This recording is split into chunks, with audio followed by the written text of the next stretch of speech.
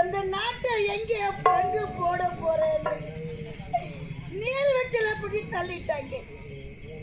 ஏனென்றால் அவங்க சொந்த நாத்தனாரா இருந்தா என்ன தள்ளி இருக்க மாட்டாங்க. நான் மாற்றானுடைய மகள்தானே என்று என்னை தள்ளி விட்டாங்க. அங்கேதான் தப்பித்து கற்பை காக்க நினைத்தேன். ஆனால் கடைசி முறையாக அனுமதி இல்லாம எனக்கு சாபம் கொடுத்தார்.